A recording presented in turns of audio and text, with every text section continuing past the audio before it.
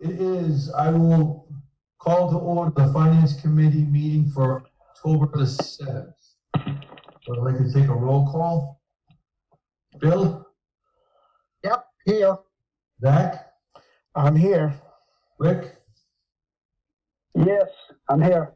Amy? I'm here. Mike Fury? Here. Aaron? Okay. Kevin? Here. Paula? Here. Peter? Yes, just get in. Okay, and Bonnie I know is not here. Okay. So we'll just wait till next week on the emails. I think Bonnie was going to check in. I don't know, Amy, did she reach out to you at all? I know. She did not reach out about that. Okay, she was going to double check, but why don't we hold off another week and then we can switch over. I know a couple of people have been asking, why do we want to move over? But I think it's better to get all the town emails utilized instead of the personal to the extent we can. All right. So Mike, with that, I will turn it over to you. I think the other thing we got for tonight was the score sheet and the warrant itself. And then I did, and I apologize to everybody, I did just forward over the information on Opeb that Mike forwarded earlier today. There's the actuarial calculation with the funding numbers as well as a fact sheet. And I know for myself, a couple of the questions that I had asked were on the fact sheet. So I'll leave it there. And I know the actuary is going to join us, the CPA is going to join us as well tonight. Mike? Yes. Parker Elmore from Odyssey Advisors. He's the CEO, president and CEO. And he has over 25 years of industry experience. And we're fortunate to have him working with the town of Norton. And Parker is here just to give you a little overview of Opeb. And Mike, I don't know, would it be worthwhile to go through the questions that we presented first, or just have Parker go through his presentation and then get to the questions? Have him go through his presentation and then get to the questions. Okay. And Mike, In a second, we're going to have a problem. Well, if you guys can hear me, I'm going to I'll come back in because it's not letting me in for some reason. Okay. I can see you guys, but I promise I'll come right back in as soon as whatever this. Okay, thank you. And Mike, maybe it makes sense then, because I sent it out so late, if you could share that information that you sent earlier on the fact sheet as well as the actual calculations. I will. Thank you. And just a footnote, I think the Board of Selectmen voted last night to approve 100,000 into that line, if you will. Yes, they did. Okay. Mr. Chairman? I missed who that was. Was that Zach? Zach, yeah. Question just in general. What happens on these warrant articles if the Board of Selectmen vote against something? Is it dead, or is it, and the FinCom votes the opposite way? How does that work? Or vice versa? The town meeting goes on FinCom recommendations. So the Board of Selectmen, if they wanted to vote everything down, and the FinCom still moves these articles? Yes. Okay. Yes. And I think, Zach, a good practice, that's why we ask for their input to know if we're aligned or not on each of the articles we presented to the town.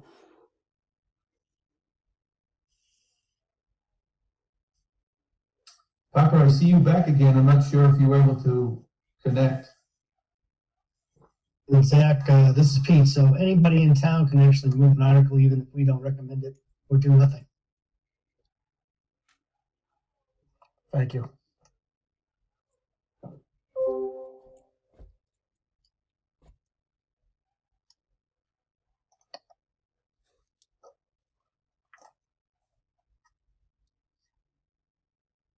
Mike, maybe we want to, so tonight, for tonight, Mike, we do have, are we going to vote on stabilization? I noticed that wasn't on the scorecard for any kind of Board of Select Board recommendation. We can talk about that, yeah, after Opeb. Okay.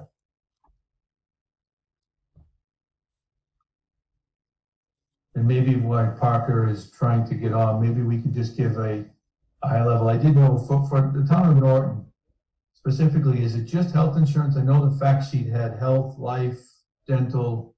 Is it all of those or is strictly health coverage? The dental employees pay 100%. Okay, so that wouldn't be part of this fund. No, this is James Boyle, the town accountant. Hey, James. It also includes, it would include life insurance, but only, I believe it's up to $8,000. So it's a minimal amount of the liability. And when I said we pay 100%, I meant the employees on the the dental insurance. Okay. The town doesn't contribute. All right, and that's why the dental insurance wouldn't impact the Opeb liability, correct? No, correct. Okay. And then, I don't want to jump ahead on Parker, but just, I know some of those questions we had earlier were definitely answered. I know I said that earlier, but one of the other things too, Mike, is roughly how many employees right now are covered? Do we know? Meaning, with this funding recommendation, how many employees are actually picked up? I don't see a number here. I see the payroll, but not a number. And is it all town employees, schools as well as general? It's all retired employees.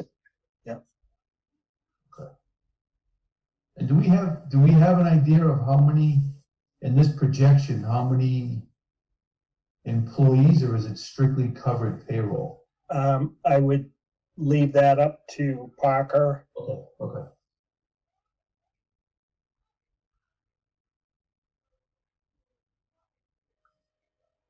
So I know Zach and Kevin and maybe even Paul, I don't think, Paul, were you part of the OPEB conversation last year? Yes, I remember. Alright.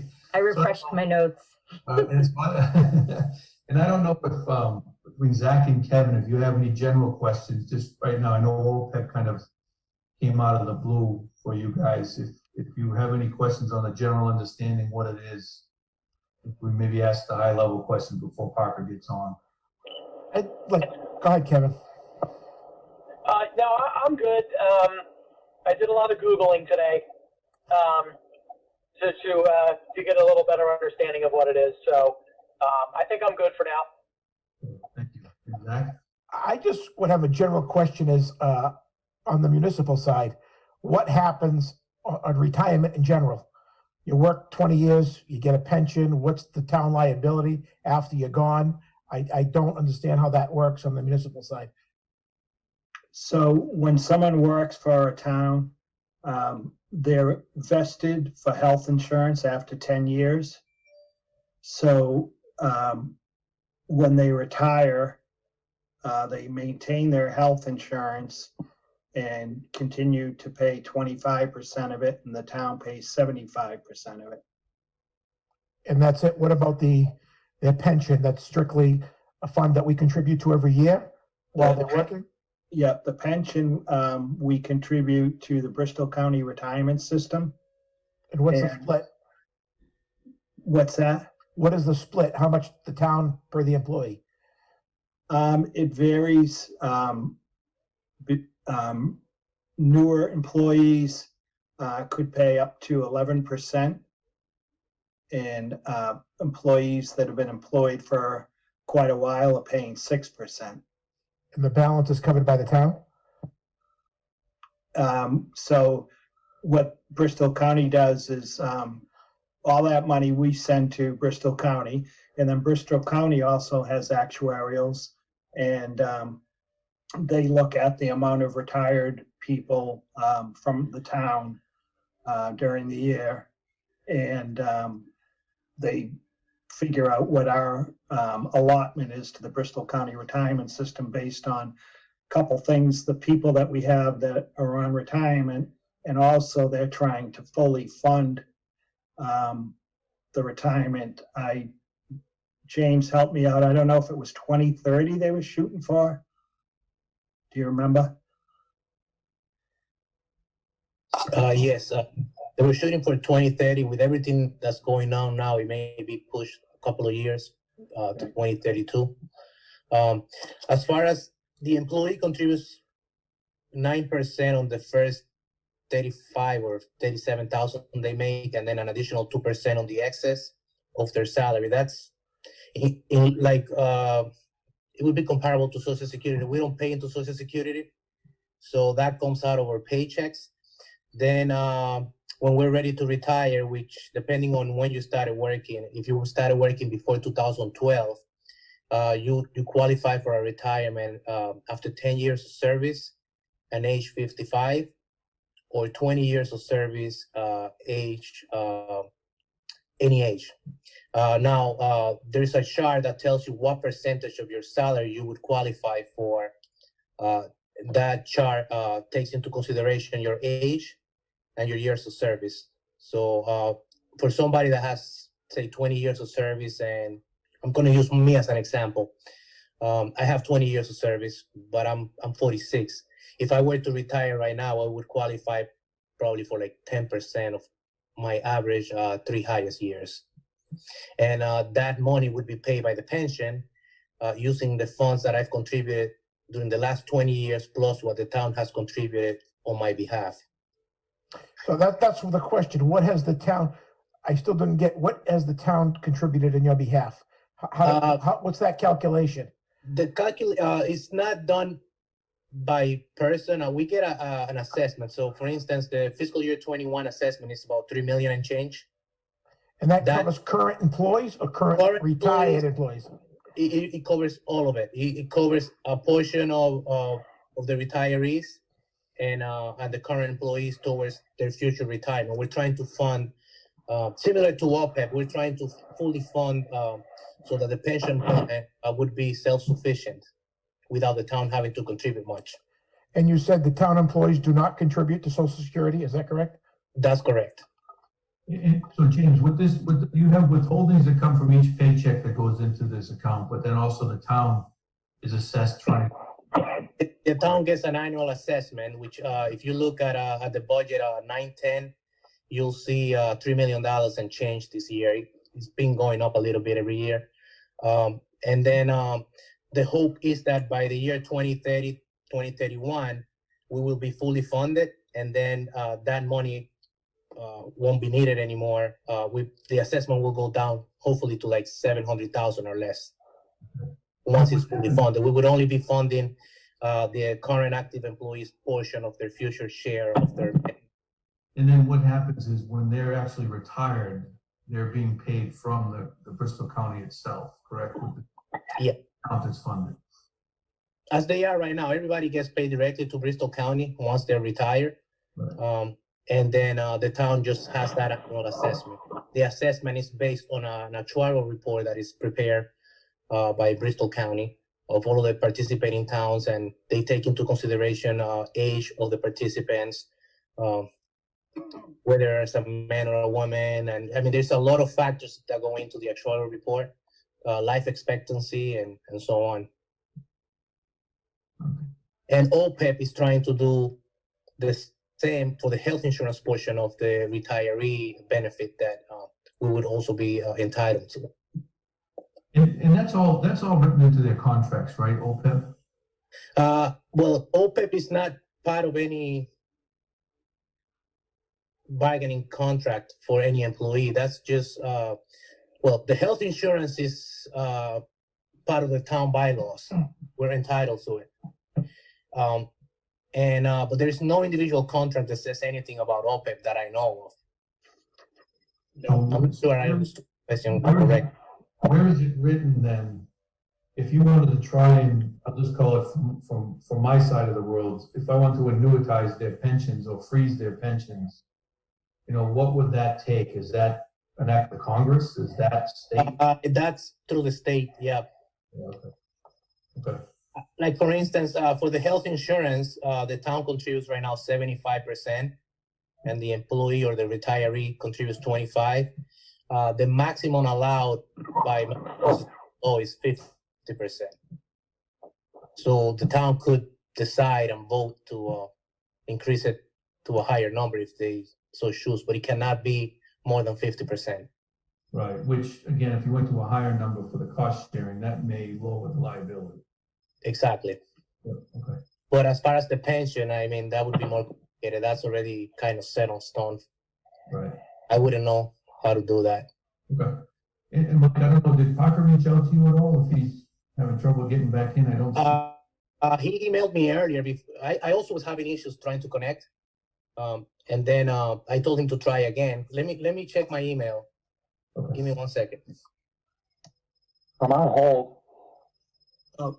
Is that? Parker, was that you? Yes, I'm on hold, yep. Okay. Yeah, I'm on Zoom all day long, but for whatever reason, it's not letting me in today for whatever reason. I don't know what the Zoom problem is.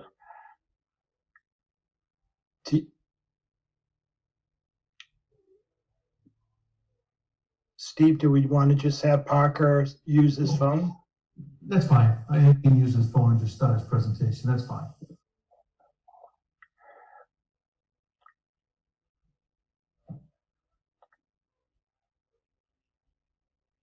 Yeah, if you guys are happy to talk OPEB whenever you guys are ready, or I'll let you guys finish what you're doing now, or whatever makes sense for you guys. Yeah, so Parker, I think we are ready to have your presentation right now regarding Opeb. Sure. And Sure. if you want to start with the general, Mike's bringing up the frequently asked questions. Yep. Yeah, well, I'll start just a real quick thing on what you're talking about pension and OPEB that I heard while I was on hold. I mean, so the short answer is, yeah, as James was talking about, your pension system will be fully funded in 2031, 2032. You guys set aside money each year. You have a relatively, it's a decreasing unfunded liability, which really represent past liabilities that were accrued on the books. You're paying all your current costs, but you also have to pay off the past costs. And what I mean by that is pension systems were on a pay-as-you-go basis until 1985 in Massachusetts. So basically all the promises that were made prior to that, there was no money supporting those promises. And so basically you have to pay off the past debt bill, think of it like a mortgage, as well as, so you're paying off the interest as well as paying off the principal. Going forward, once you get to about 2031, 20 thereabouts, at that point you're only going to be paying for what the active employees are earning each year. So you'll have paid off the debt and you'll just have to pay current services costs. It'd be a much reduced number. OPEB is similar in the sense of going, no money's been set aside. I mean, now you guys have set aside a small amount and are working on increasing that, and that's great. But the idea here is that you guys have about pushing $80 million of liabilities, of which you have, say $600,000-$700,000 set aside for that. So it's a fairly modest amount, a little less than 1% of the amount set aside for what the underlying liabilities are.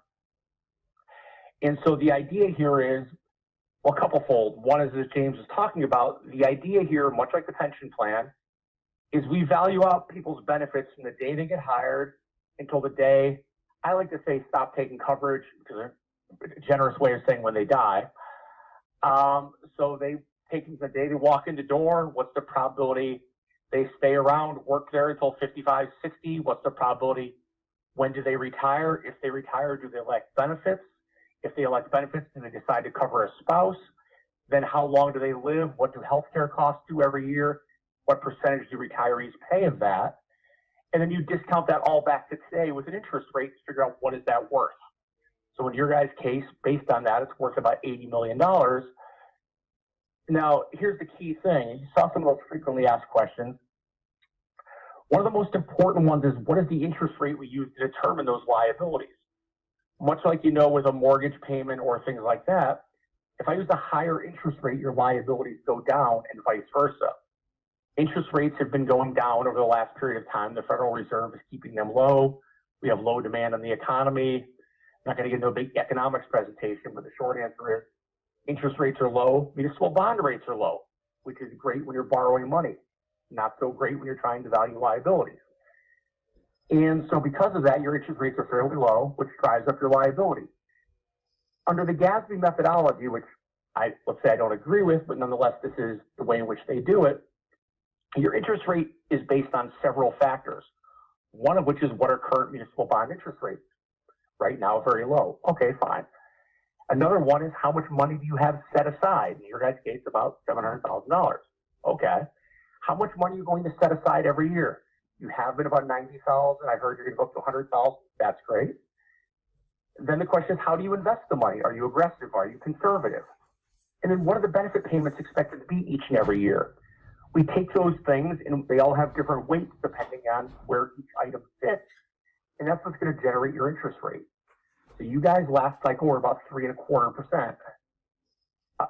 Right now, absent doing anything else, I expect you're probably going to be in that 3.25 to 3.5 range again this cycle, which means, again, you're going to be about an $80 million liability.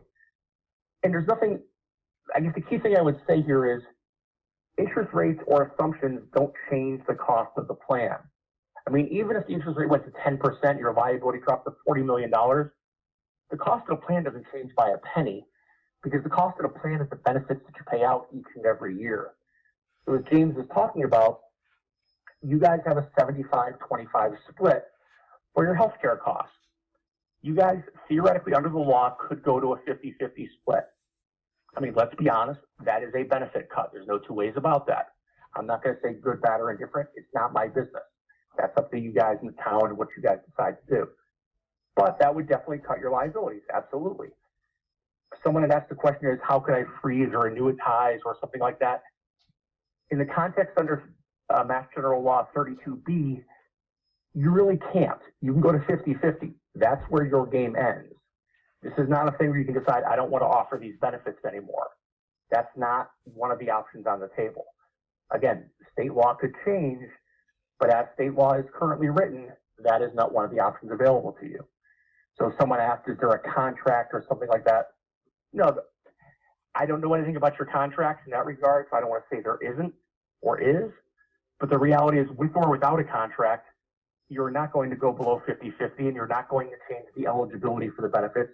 You're not going to change the availability of the benefits because those are all state law. What you can do is change the underlying healthcare plans. So you guys currently have, some Medicare products, and you guys have, various Blue Cross products. You guys could change those and go to less expensive benefits, absolutely. But like all things, there's a balance of human resources and finance because you have to decide we need to keep employees here. And if we're not offering quality benefits, will we still have employees? Those are the kind of things you guys have to balance. I can talk the numbers all day long, but there's a balance of these items more than just numbers. So, the questions are, well, what can we do? How do we reduce these costs? Well, ultimately, from a purely actual real cash costs, the way you do that is by changing contribution strategies, by changing the cost of your plans. You guys have already made the biggest change. You changed your Medicare supplement plan several years back to go to a less generous Medicare supplement plan. That was great. You got benefits for that, but you can't do it again. You've already done it.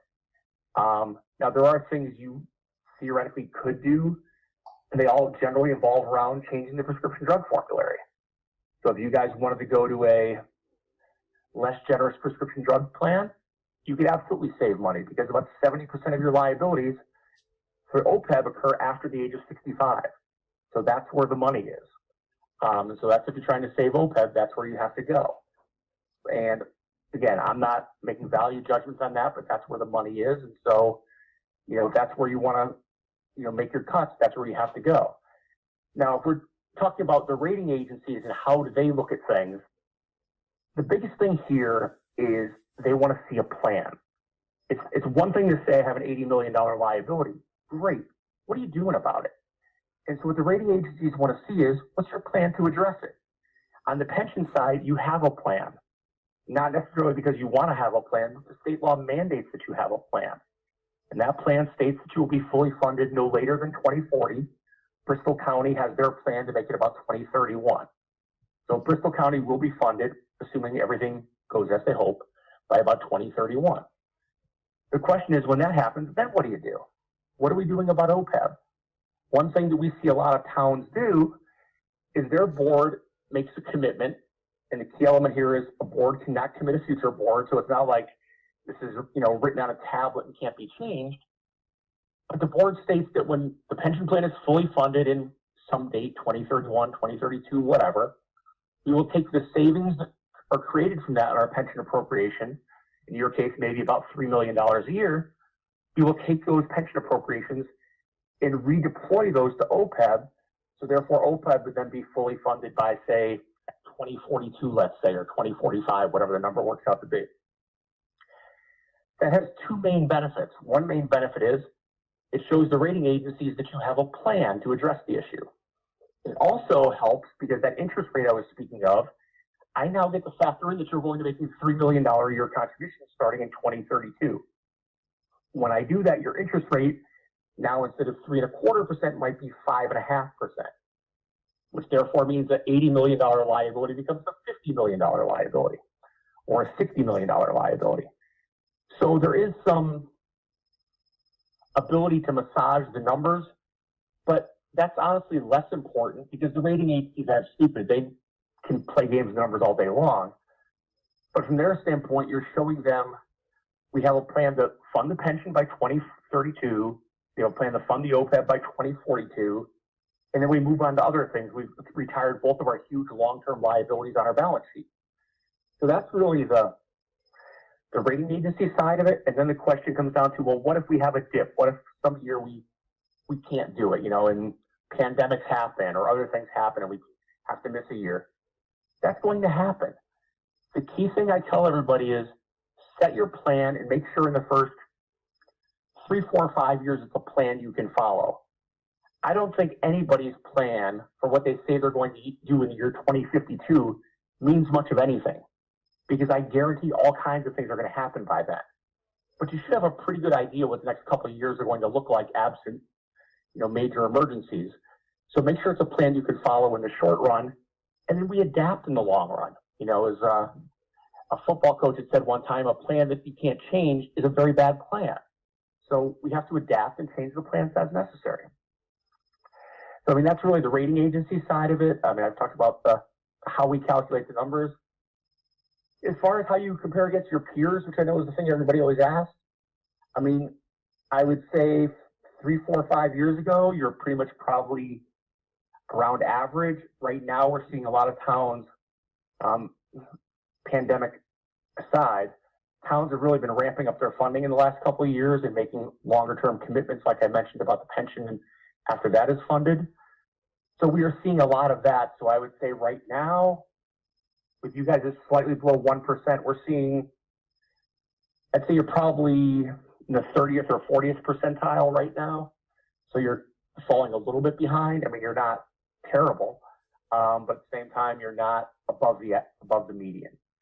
So, you're not in a terrible place, but there's definitely, I would encourage you to think a little bit bigger on your funding. And again, most of that would probably be on what happens after the pension plan is fully funded.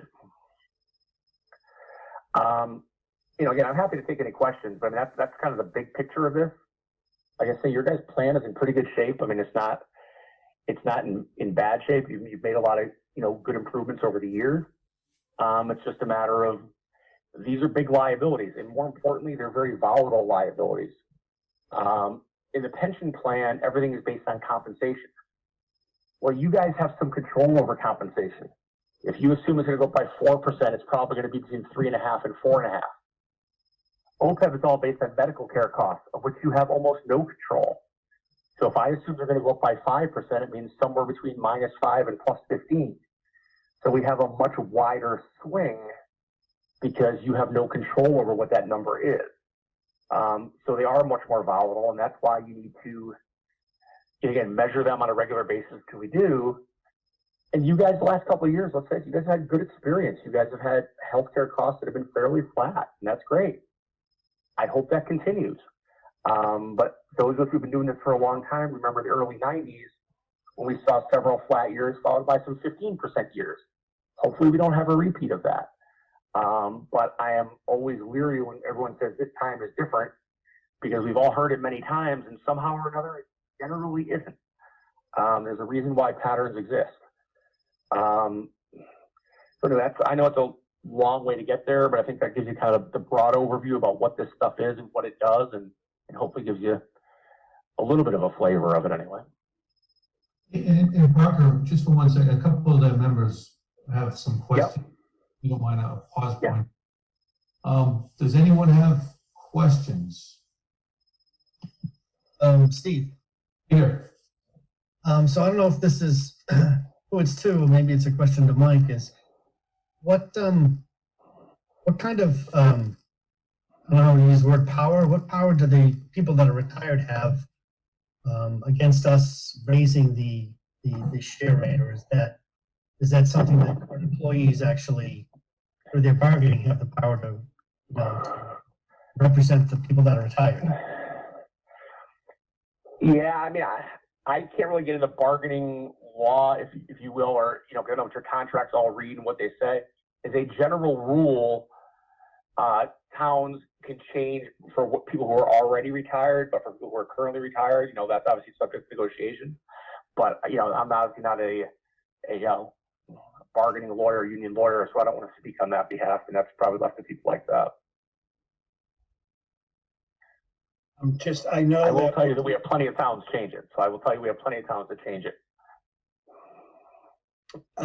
Peter, I know when we changed our health insurance recently through the Public Employee Committee, the requirement from the state was that a retiree be on that committee. Correct. Okay. And Peter, you good? Yeah, I guess my next kind of follow-up question is, the rates that employees pay to insurance is 25% now. Can you change it for just the ones that are retired and not for the ones that are in now, or is it like across the board whenever you change it? No, we have plenty of people. Go ahead. Go ahead. Well, I say we have plenty of people that have grandfather groups. So, for example, they will say, "Hey, everybody who's currently retired, they're going to stay at 25% because they retired under one set of rules." And if we phase in to get to some other number over a period of time, we did a home rule legislation with somebody last year, I want to say, where they're phasing it in through 2030 to get to a 50-50. I have other people who have said, "Hey, listen, we're doing it across the board," and other people do it in all kinds of ways. It just depends on, again, it's always a balance of the finance and the HR, because there's an argument to be say, "Hey, listen, Mary's 83 years old. She retired under one set of rules. Why are we going after her for more money now?" On the other hand, other people say, "Listen, guys, we need money." So these are not right and wrong answers. They're not objective things. They're value judgments to some extent. And Parker, for the town of Norton, is there a scenario like that, a grandfather group of people? Well, there's not right now, but you could certainly do that if you wanted to. And so your assumptions are... Yeah, I mean, you could say that, "Hey, listen, everybody who retired before, pick your date, stays at a certain level," and you could certainly grade that thing if you wanted to. Right now, everybody's 75-25 across the board, but you certainly have the ability to do that if you wish to. Okay. And then I'm just curious. So right now, obviously, a lot of towns are going through the same potential forecasting thing. Yeah. Difficult time. Are you seeing people adjust their strategy funding at all, or are you seeing them somewhat still contribute some dollar amount? Has it been identified, or have you seen any trends so far? Well, I would say if you're talking about the Opeb funding in terms of toward the trust. Strictly the fund, correct. Yeah. I will tell you that a lot of people are skipping or reducing fiscal 21 simply because, let me put it this way, I would say they're delaying the fiscal 21 contribution until they get better certainty about what fiscal 21 looks like in terms of what is Congress going to do, what are the states going to do, what do revenues come in like. I think everyone is a little uncertain about what revenue looks like this year. So I think people are hesitant to make a firm commitment to this year. But what I will tell you is that what the ones who are doing that are saying is that if, let's just say, we come up short by $100,000 this year, we're going to increase it by $25,000 a year for following years to make up that money. So it's not that they're as much skipping as much as they are delaying or deferring, whatever the right word is for that. Okay. But we are definitely seeing there's a lot of uncertainty about the revenue stream, and I think people are right to certainly be cautious. And I think the hard part about this is balancing. This isn't something you can just go out and grab. It's still that, it's like you were saying, the benefit could change over the years. And talking 2026, 2027, or 2056. It's just a concept, you can't touch this. Yeah. Okay. Yeah, here's the thing. Much like the pension plan, if you think about it in these ways, if you hire Mary or Joe today at 20 years old, from my perspective, I am looking at them for the next 100 years, all the way through their working lifetime, their retirement until their eventual death, basically 100 years from now at 120. Now, the odds of them making it fully to 120 are very microscopic, but nonetheless still there. So this trust is meant to be there for a long period of time to pay out benefits to the person you just hired today. So this is a long-term funding vehicle. And, and can you tap it in an emergency? You could. My only caution on that is that it needs to be an emergency, because once you tap it, people will start tapping it every year for, well, we can really use a new baseball field. Oh, I need a new ambulance. Oh, I need this. And before you know it, there's no money left in the trust. So, you have to be cautious about, once you break, in the case of emergency, break glass, once the glass is broken, people keep going back in.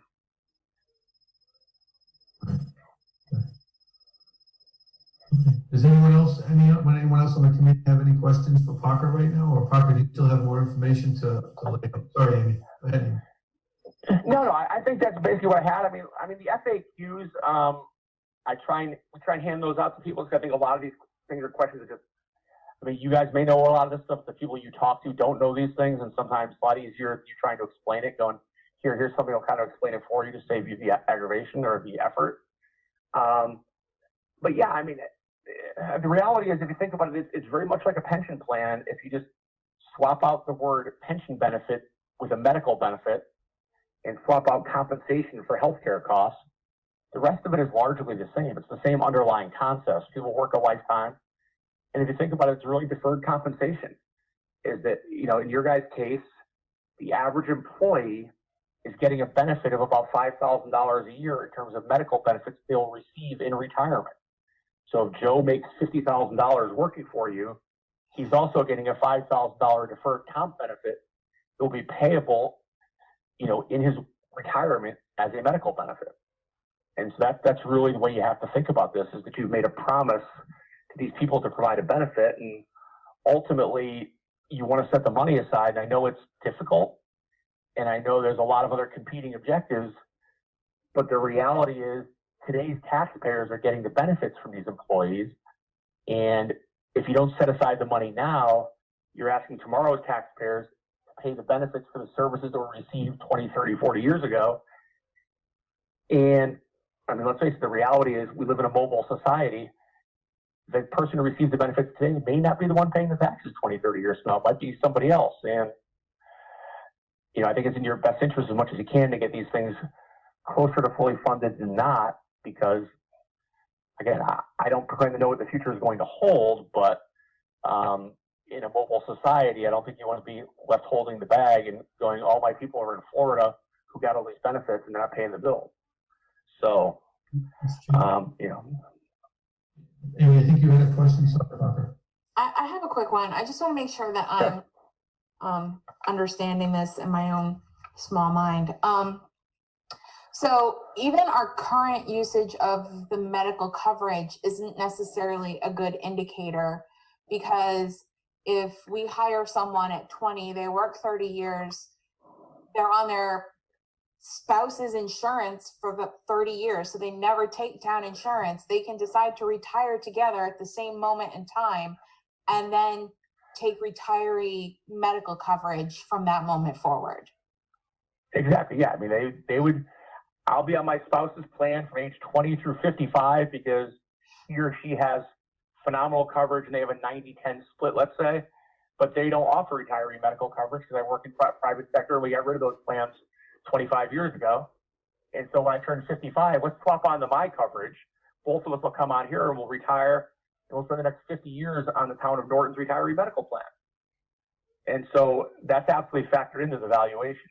We do that already because we assume that there's a portion of that that's going to happen. But you're right. The people who are, you can't necessarily say that, well, Joe doesn't take coverage, therefore it doesn't matter. Well, I don't know what Joe's going to do in 30 years. Maybe Melanie takes coverage today, but she's going to drop on her spouse's plan when she retires because he or she works in a different town that has a more generous cost sharing. So those are the kind of assumptions we have to make. And yeah, so you're 100% right. Are you all set, Amy? I guess the only follow-up question I have is, we're fully covering their insurance benefits. We're not just covering the gap between retirement and when they would be eligible for like Medicare or something like that. So When Medicare kicks in, assuming they are eligible for Medicare, which the lion's share of people are, 98% of them are, they will then go on Medicare, and then you guys provide a Medicare supplement plan. So that plan, and which is where you want to be, because Medicare is going to pay about 75 to 80% of the bill. So you want to use the Medicare supplement because let the federal government pay the bill. Why should you pay it? But you're still going to pay about a quarter of the bill. And most of that quarter of the bill is prescription drugs. So that's why I say, but the reality is, even though that plan costs less money, they're getting it for 30 years instead of for the active plan that they're on for 6 years, let's say. So that's why I said, about 70% to 75% of your liability occurs after they hit age 65 and qualify for Medicare. And Parker, just one quick question for me Yeah. I'm looking at the actual calc, and I see the liability going up 8 million from 18 to 19. What was the primary? Yep. Interest rate. So if you look at the very bottom, if you're on page 1 of that report, and you go to the very bottom of it, you're going to see the interest rate was 3.50%, and it went down to 3.25%. And that's basically that alone. I'll tell you in a second because we have it here. So I'm not just guessing at it. And that was about a $5.6 million change for that interest rate change alone. But here's the other side of this, and this is, we actually just changed our, you'll see let me just find the right page to show you where this is. So if you're on the same report and you went to page 5, see there where we kind of take you from one year to another. I mean, the active employees, the service cost, the benefits they're earning during the year is about $2.5 million. So the liabilities are going to go up by $2.5 million just because your active had another year of service. And you have interest because everyone's 1 year closer to retirement. That's another $2.5 million. Mr. Chairman, I don't have. And then So Parker, I apologize. It looks like what we have, the audit footnote from the financial statements for the town of North. Okay, you're looking at the financial statement. Okay. We could be looking at two different things here. Sorry. Yeah, no, I'm looking at the actuarial report, but give me a second. I'll go to the financial statement. I can also find you, I think, what is a comparable exhibit in the financial statement. Give me 1 second to find the financial statement and fiscal 19 financials and the wonderful world of Opeb. We're like note 13, I believe. Let's see here. This is showing page. Yeah, no, I'm overly familiar with financial. If you go to page 67 of the financial statement. No, we started page 68. Oh, okay, you started page 68. Okay, you don't have 67, huh? All right. Okay. Yeah, 68 alone, I'm not going to have a whole lot I can help you on. I mean, 67 would give you the exact thing I was trying to show you of how the numbers get from 1 year to another. But basically, the short answer is your active employees earn $2.5 million of new benefits during the year. Interest is another $2.6 million. And then that change in interest rate was another $5.6 million. So those three things combined are about $10.5 million. But you paid off retirees. Retirees got benefits during the year. They got about $2 million of benefits. So you take that $8.6 million, 10.6, you take out the $2 million bucks, you're at about $8.6 million is what that change is. So it's a really easy change in that regard. But I mean, even if we didn't have the change in interest rates, so even if interest rates stayed flat, you're still going to go up by $2.5 million for values earned by the active employees, $2.5 million for interest, and you would take out $2 million for the benefit payments. So my point is, if everything went exactly as planned, your liabilities were going up by $3 million. That's just the passage of time. You know, people are 1 year closer to getting the benefit. And so if you think about it, you know, a dollar a year from now is hopefully worth more than has a higher value than a dollar today. You know, so if you spend $1 in the bank for a year, hopefully you get more than $1 a year from now. And it's the same concept here. Much like if you're thinking about saving for retirement, hopefully a year from now you have more money set aside for retirement than you did last year. So that's really what this is trying to represent. You're 1 year closer, and so the liabilities are going to go up every year. So there was nothing unusual about that. And that's why I mentioned before, your interest rate is a key driver in this. And so if indeed you guys do set more money aside, if you do decide to rededicate pension funding when it's available to this, that interest rate, instead of being 3.25, might be 5, 5.5. And then that liability, instead of being $80 million, becomes $60 million or $55 million. Now, the benefit payments are still going to be $2 million. Nothing changed there. The cost of the plan is identical, but it will definitely make the numbers look a lot better on your financial statement. And more importantly, show the rating agencies that you have a plan to address the issue. All right. Does anyone else on the committee have any questions for Parker at this time? Mr. Chairman, I just have, I think, a general question, probably more for Mike than Parker, but how, this is for all town employees, including teachers, correct? Is that what I heard? Yes. Yep. And secondly, year to year, who is negotiating health plans? Is there one plan for everybody, or do the employees choose what plan we have? And who's negotiating that or shopping it out every year as plans change? You know, there's Cadillac plans and there's, you know, Toyota plans out there. The town belongs to a health group where we have a few towns that are combined together to go out and shop our health insurance. And we have, as I said, we have a public employee committee. And a few years ago, 3.5 years ago, I think now, we changed our plans, adding a deductible plan, requiring the deductible plan for most employees. And then we're looking at possibly adding in a high deductible plan as an option for employees in the future. So how many plans are you offering currently? We have the deductible HMO, and we also have a deductible PPO, which is much more expensive. And in the PPO, the employees pay 30% of the coverage instead of 25%. And this is Parker. I guess I would just tell you that, again, we work with hundreds of people around the country and across the state for that matter. Your plans are not high or low. They're pretty much in the standard. And as it was just mentioned, you guys are part of a regional purchasing group. So it's not like you guys are not shopping the plans. They have buying power, and obviously you're shopping it every year. But I mean, your plans are not, I don't look at them and go, you know, because we're always looking for ways to, you know, go to our clients, but I got a way to save you money. Your plans don't come across going, okay, these guys are 20% above the average. Here's a place I can cut. Or so that's not there. I mean, I wish it was, because I could look like a hero and tell you I found the easy way to save you 20%. Alas, like I said, you guys did the big savings a few years back, so you can't really go to that well again because you've already taken the low-hanging fruit. And good job for doing it, but unfortunately, you just can't keep hitting the same tree and looking for money. So no, I think, yeah, I mean, you guys have done a good job. I mean, it's a matter of healthcare costs are not cheap. And like I said, they've been pretty flat for the last several years, and good job on that.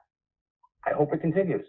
I wouldn't bet the farm on it, but I certainly hope for your guys' sake and for everybody's sake it continues. It would make life a lot better for the state, the feds, and everybody else if healthcare costs stayed flat. But that's just not been our historical norm over the last 50, 60 years. Yeah, Mike Eunice, why with the somewhat uncertainty about next year, why is this the right time to have the topic of Opeb at this town meeting instead of waiting for the annual next year? I think some of the towns that may be waiting haven't had their free cash certified yet. You know, if we put $100,000 into our OPEB, we're still going to have $2 million of free cash to hold. And I know a lot of towns, I heard today on the radio that a lot of towns were very, very, very conservative at their town meeting. And like Rockland now, they're going back to add $1 million to their budget after they saw what the state was providing, and they got their free cash certification. But you know, even if we put 100,000 in, we'll still have 2 million in free cash. I just want to add too that if we were to do it at the annual town meeting, that would be for fiscal year 22. And the funding we're looking to do right now is for the fiscal year 21 funding.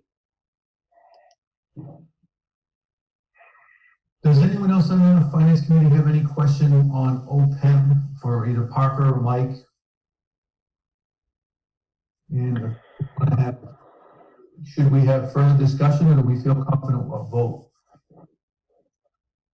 If we feel confident, I don't hear anybody, so if we feel confident, I'll ask for a motion. Mr. Chairman, Amy, I recommend that we move, we're moving $100,000, right? Right. I recommend that we move $100,000 into our OPEB fund. Second from free cash, correct? Free cash, yes, sorry. from free cash. Right. We have a motion and a second. Any other discussion or conversation? Hearing none, I'll call for a vote. Bill? Never the short answer. Ultimately, I'm a yes, and given everything that we're thinking we should spend money on, I cannot even fathom not funding something that we owe current and or past employees. I just can't fathom even thinking to postpone it. Okay. Zach? Yes. Rick?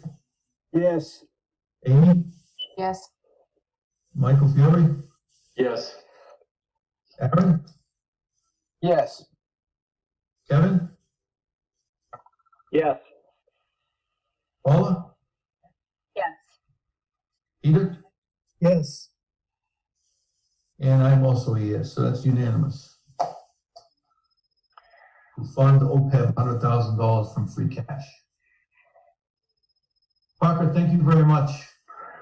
Hey, thank you, and I apologize for the technical difficulty. I'm not sure what's going on with Zoom tonight, but if you guys think of other questions, certainly reach out directly or reach out through James, and I'll get you whatever I can to ensure you guys have what you need to make all the decisions you've got to do. So I wish you the very best with all of it. I know it's difficult times. Thank you.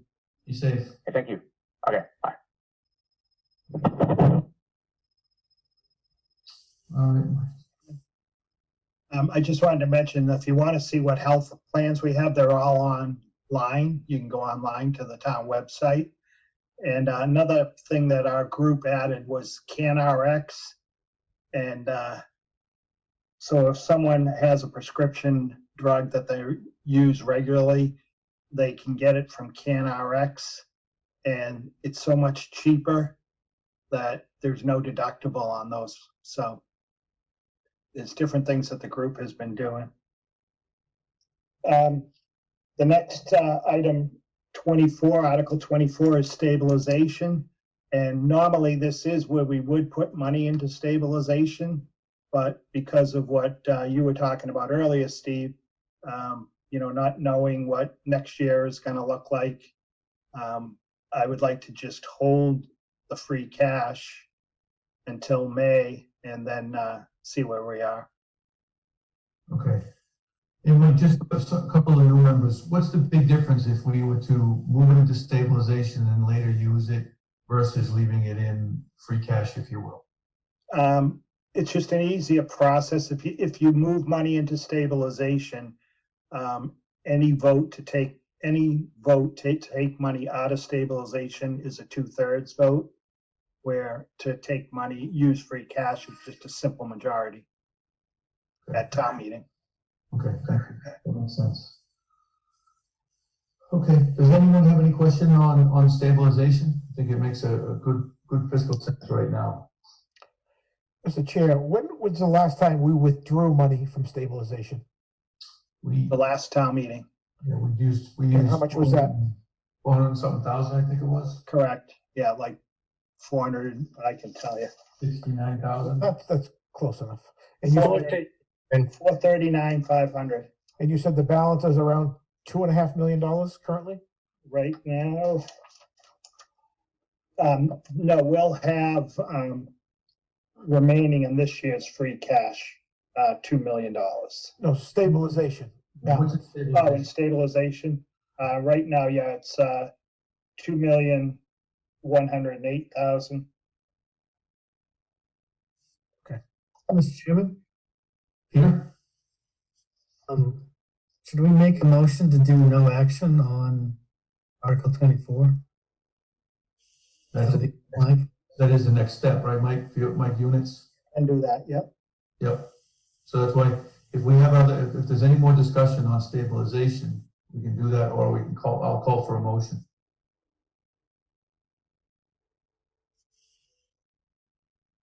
Okay, hearing none? Well, I think we have to make a recommendation, no action. Right, that's what I'm gonna call for that recommendation. Okay, all right, yeah. So I'm hearing no discussion regarding this, I'll call for a motion. Mr. Chairman, Amy, I move we vote no action on Article 24, stabilization. Second, I have a motion and a second. Any other discussion or conversation? Hearing none, I'll call for a vote on no action for stabilization. Bill, yes. Zach, Yes. Rick, Yes. Amy, Yes. Michael Fiore, Yes. Aaron, Yes. Kevin, Yes. Paula, Yes. Peter? Yes. Okay, and I'm also yes, so that's unanimous. Anything else for tonight, Mike? If we could just go to the, Article 2021, the bylaw amendment.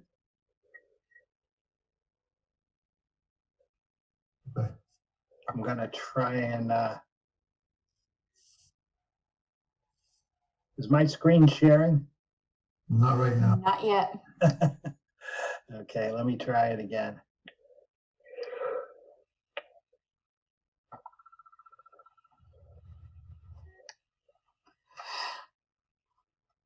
Okay. Got that? Oh, here we go. Yes. Yep, okay. So, again, the bylaw amendment, right now we have 11 employees in this plan. These are the 11 non-union employees. Next Wednesday, we'll be coming to you on the contracts. We have 5 contracts that are tentatively settled now, just waiting for the signed documents to come back from the unions. So these are the non-union employees, the 11 non-union employees. And I just wanted to go over again how I calculated the ranges. You know, I took the FY21 rates of these employees and figured out a maximum, just say of 5% a year. Not saying they're going to get 5% a year, but just wanted to be sure that we had enough room in the range that no one would go over the range in 3 years. And so we took their current rates and put in the percentages, and that's how we came out with the high end. And we also brought up the low ends to be more realistic with the positions, so that if someone did leave and we had to bring someone in, the rates would be suitable to be able to hire someone at those positions. I know there was some discussion about some of the higher ends might not be high enough, but it's all based on what you approved for FY21 and what the rates would go up if everyone was able to get on the outside 555.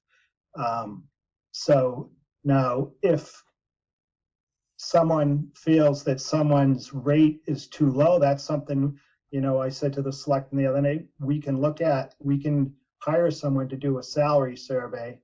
But I doubt, that we're going to find that we're higher than most communities around us. And, you have employees in here that have been here for 20 years, 30 years. And, you can't, me personally, I don't think you can say, well, so-and-so's at the top, they can't get any more. I don't look to do that to a 20-year employee when the union employees are getting raises every year, and then these poor 11 people aren't, so that's why we kept the spread, that we felt was suitable. Now, if we do a salary survey and we find out that someone is significantly under and there's money available to bring them up, then we'll come back to you when we do the budgets next year and show you that. But, it's all a matter of where people are now, that everyone has felt that's the maximum we could do this year, and what the percentage increases would be to get to the maximum range. And Mike, this is part of the process too. You do look at some independent studies to make sure that we're in line, right? It's not only occasionally that we go out and request a salary survey. Right. We in a simple way look at what other towns, contact other towns and see what they're at. But a good professional coming in would do a better survey, looking at comparables and picking the right communities. And it would be good to do that every once in a while. Once we have a professional come in and do that, and we know the communities, and we can then keep up with it year after year. Okay. And this also would change the name of to Director of Parks and Recreation for that position. Rick, did you have a question? Yeah, question for Mike. So Mike, do we, the flip side of this, what job descriptions, how often do we update those, or is that done every 3 years, or how does that work?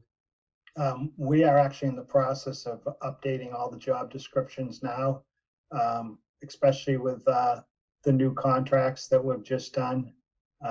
We're updating all the job descriptions. So every 3 years, we'll review them with negotiations. Mr. Chairman? Peter? Yeah, Mike, so why are we changed the title to a Director of Parks and Recreation, and we're paying him? Yep. That is what the title is for people that are in that position. It's just a desire of the director herself, and it is suitable because that's what most towns they call. That's what the title is: Director of Parks and Recreation. And do most towns pay like that little? Well, it varies. Obviously some wealthy towns will have full-time rec directors and may pay more, but then there's towns that have rec directors that only work in the summer. It varies. It's a position that varies everywhere. Okay, understandable. Yeah. And Mike, what is the process for somebody to get a merit increase? Is it one-on-one negotiation with a group of people, or is it recommendations? How does that work? In this group? For this group, correct. Yeah, this group would be through my evaluation with them. each year and how they're doing. And then, based on trying to keep comparable with what the union employees are getting also. Okay. Again, I just want to reaffirm that this doesn't mean if somebody's below the midpoint, it's an automatic bump. No. Okay. Mr. Chairman, Amy? Mike, just wondering, out of morbid curiosity, why are these 11 positions not part of any of the unions? That's the way the state has established guidelines. Okay. Now, if the union, if one of these positions wanted to become union and the union would, wanted that, it would be a bargaining thing. They could, but not most of the top positions, like the town accountant, the treasurer collector, myself, my assistant. I mean, for the most part, those in the highway superintendent, these are the administrators, the top administrators, so they couldn't, but some of the other positions possibly could, and that would be a matter of negotiations. Okay. And then it becomes a matter of like some of the part-time positions, do they really want to get into a union and then have to pay union dues? It's a cost benefit analysis for them themselves. Does anyone else on the committee have any questions pertaining to bylaw changes here for Article 21? Okay, hearing none, I will call for a motion. Mr. Chairman, Amy? I move that we recommend Article 21, bylaw amendment for personnel bylaws. Second. We have a motion and a second to amend the bylaw, the town bylaws on personnel as written in the article. Any other conversation or discussion? Mr. Chairman, Zach? are all these people full-time on this list? No. Director of Parks and Recreation is not, the outreach counselor is not, the public health nurse is not, and the information technology is not. Okay. Everyone else is. And we don't have a custodian or payroll benefits administrator. Any other discussion, conversation? If not, I'll go to the vote. Bill? Yes. Zach? Yes. Rick? Yes. Amy? Yes. Michael Fiore? Yes. Aaron? Yes. Kevin? Yes. Paula? Yes. Peter? Yes. And I am also a yes. That's unanimous for the town bylaw change on personnel on Article 21. Any other items tonight, Mike? No, that's it. Hey, Mike, just one quick question for myself. Yep. And I know, I'm just curious, the status of the 911 regionalization. Yep. You haven't. Yeah, we had a meeting this week actually, and construction is going well. And they expect to have a ribbon cutting towards the middle of November. And we're supposed to be in full operation, both Norton and Easton, Foxborough and Mansfield, by the first or second week of December. Thank you. You're welcome. And we may have potentially a budget impact at some point. No, as one of the changes that we're doing at this town meeting, we're actually taking money out of our SEMREC assessment because we didn't get in there as soon as we thought we would, and that's going to pay dispatchers.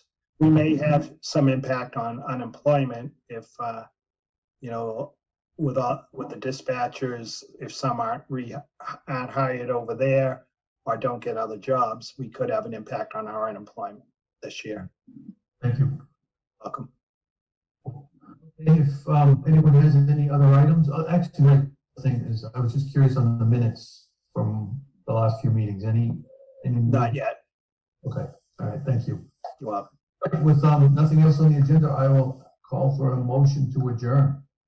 Mr. Chairman, Amy, motion to adjourn. Second. a motion and a second to adjourn. Thank you, guys, and we will have a meeting on Monday still, Michael? No, Monday's the holiday. It'll be Wednesday. So Wednesday will be our next meeting. Yeah, and we'll just do collective bargaining. Okay, all right, thank you very much, everyone. Have a safe night. Be careful. Thank you. We need a vote. Steve, you got to vote. Yeah, thank you. I was anticipating. It's just a formality anyway. Kid, who's gonna say no?